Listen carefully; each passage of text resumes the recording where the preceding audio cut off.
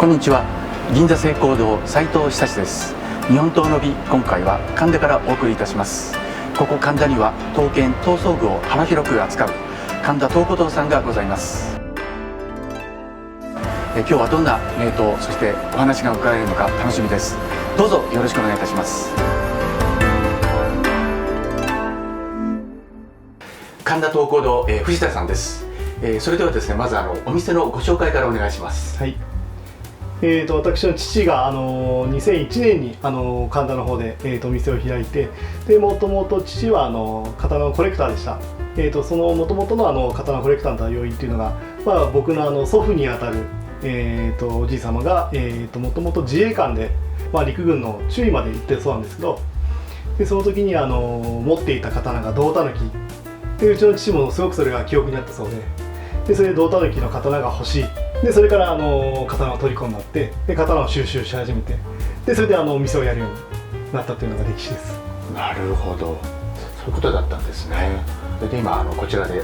一人でやってらっしゃるんですか？そうです。3年前からこの店舗の方に移らせていただいて、でもう父は別にもう僕一人で、やらせていただいてます。そうですか。藤田君がこの刀剣界に入るきっかけですね。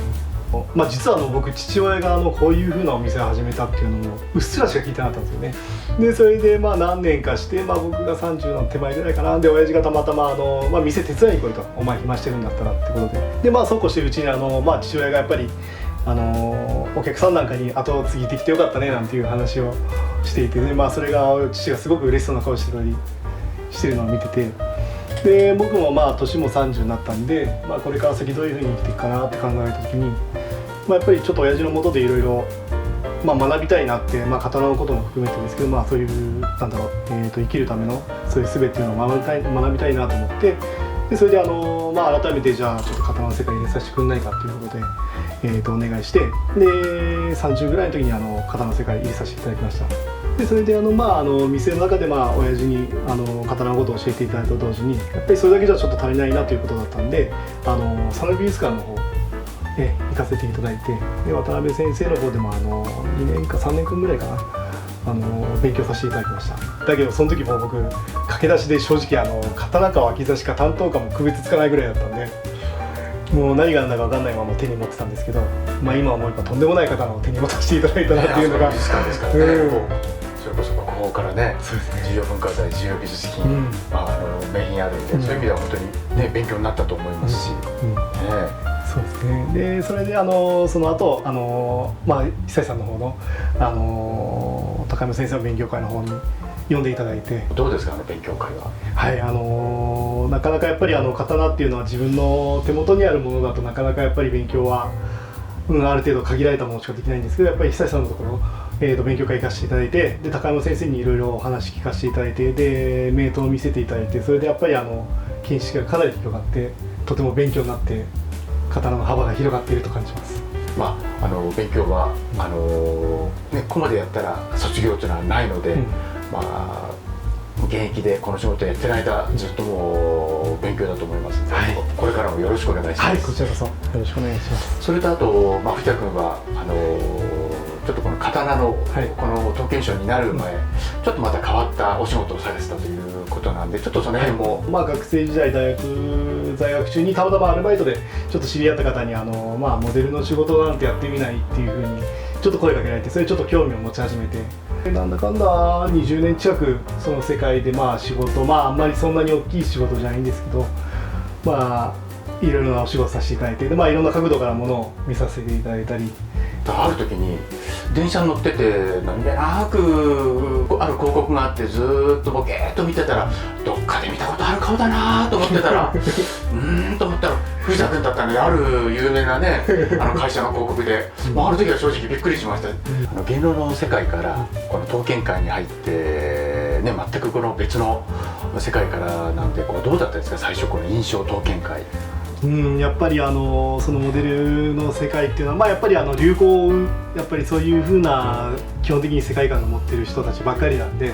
刀剣界入ったら全く逆ですよね。もう古いもの、それをいかに大事にしていかにそれを昇華させていくかっていう、正直びっくりしましたし、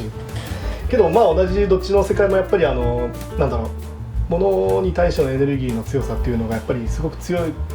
世界だと思うんで、その辺では相まみえてるところはあるかなとは思います。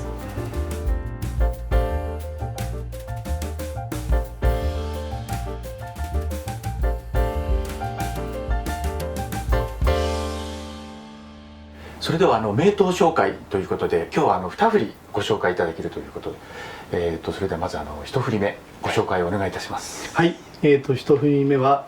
第25回重要刀剣指定となっております、罪名の一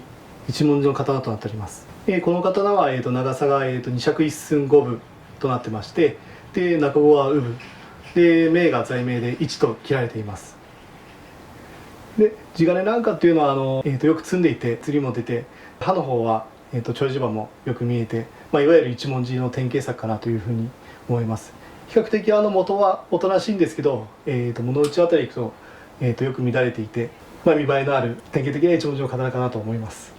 ね、寸法は短い、ですからこれ太刀の小太刀というか、あれですけどもね、産で、やっぱり残ってるっていうのはいずれにしても本当に貴重ですよね。はい、福岡一文字なんかよく無名のものだと比較的派手なものが多いっていう話で、これはもう罪名の1と刻まれているものなんで、比較的全体的に見たらおとなしいのかなと思いますけど、ただ特別逆がった刃があるわけでもないし、本当に長寿もしっかり出てるんで、福岡一文字と見て間違いないかなとは思います。僕もそう思いました。はい、銘も本当に一の字が鮮明にね、綺麗に残ってますし、保存状態のいい一文字の名刀だと、思います。じゃあよかったらもう一度ちょっと先ほどね拝見させてもらったんですけど、もう一回ちょっと拝見させてください。はい、ぜひ。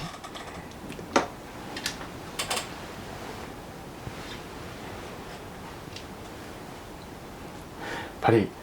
産っていうのは本当ね数が少ないんで貴重ですよね。やっぱり姿は崩れないからいいですよね、産だと。こう比較的積んで綺麗な地金でね。身幅も比較的しっかりしてるのかなというふうな感じもしますし、確かにこの辺はね少しおったなしい感じですけど、だんだん上に行くと刃が特に履裏ですよね、のちょうどこの辺り賑やかでここはもう本当に福岡一文字前とした華やかな、特にここに出てて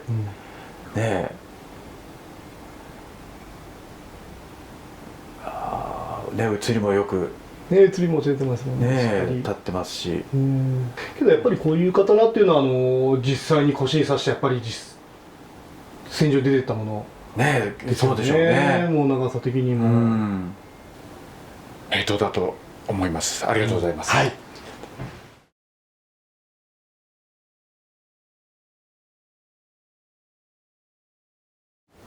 それでは2振り目のご紹介をお願いいたします。はい。2振り目は義行という二次罪名の刀になります。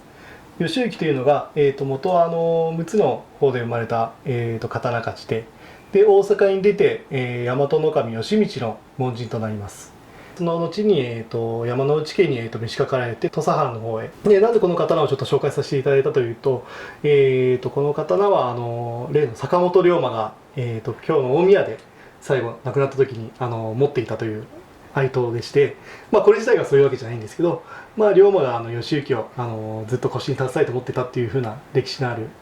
刀なので、ちょっと紹介させていただきました。はい。これ先ほどこちらもね拝見をさせてもらったんですけども、なかなか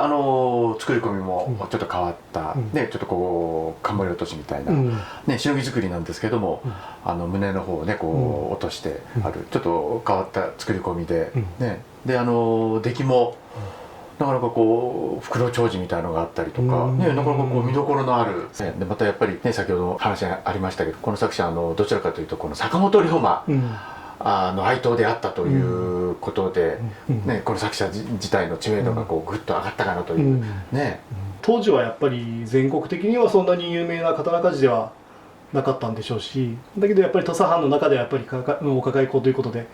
一通り名前は通ってて、でそれが坂本龍馬が持ったことによってまた日の目に当たるっていうのは、またこの刀の歴史としてはやっぱり面白い部分なのかなと思いますね。なかなかの見どころのあるね、こちらもそういう意味で名品だと思いますね。はい。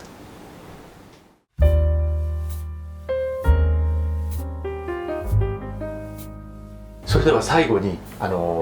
藤田君が思うその理想のというか目指す刀剣賞の形、ちょっとその辺も最後にお話しいただければと思います。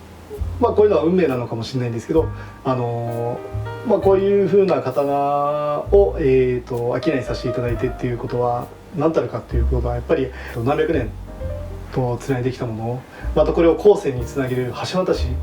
もうそれが一番求められてるやっぱり仕事なんだなっていうのはもう本当に痛感して、だからもうそうなってくると、まあもちろん自分が商売させていただいて、まあ、生活することも大事ですけど、なんかそれ以上に大事なのがやっぱりこういう風な刀をまあ次の100年、まあ、200年どなたかに持っていただけるために、まあ久さんこうやって YouTube やっていただいてこうやって裾野を広げていただいてるっていうのも一つですし、あとはまあ僕なりに、僕のできる範囲で、まあ、少しずつ情報が広がっていって、まあ、認知していただいて、で少しでもこういう刀に対して興味を持っていただける、でそれでまた刀が100年200年続けばいいなと思いますし、逆に言ったらそれをしないといけないなっていう使命感がすごく強くなりましたね。どんなお店作りを心がけてますか？もともと神田という町は鍛冶町という町があったり、あとは今夜町という町があったり、まあそういうもともとはものづくりの町で、まあ、そういうところに根を下ろさせてお店を、営業させていただいてるんで、まあそういった部分から皆さん風情を感じながら神田に来ていただけるとありがたいかなとは思っております。なのであんまりちょっと大それたことはあんまりそんなに考えていなくて、もう本当に小さいところからまあ身近に感じられるような手助けができるような刀剣商になりたいかなとは思ってます。なるほど、そうですか。まあお互いに切磋琢磨で頑張っていきたいと思いますので、今後ともよろしくどうぞお願いします。勉強させてください。今日はありがとうございました。ありがとうございます。日本刀の美、今回はいかがでしたでしょうか？私も若い人たちと交流をさせていただいて、新しい刺激をいろいろといただいてます。また刀剣商、敷居が高くて入りにくいという言葉をよくいただきますが、決してそんなことはございません。ぜひお気軽にですね、そしてまた神田へお越しの際にはぜひ神田東古堂さんに、お立ち寄りいただければと思います。本日はありがとうございました。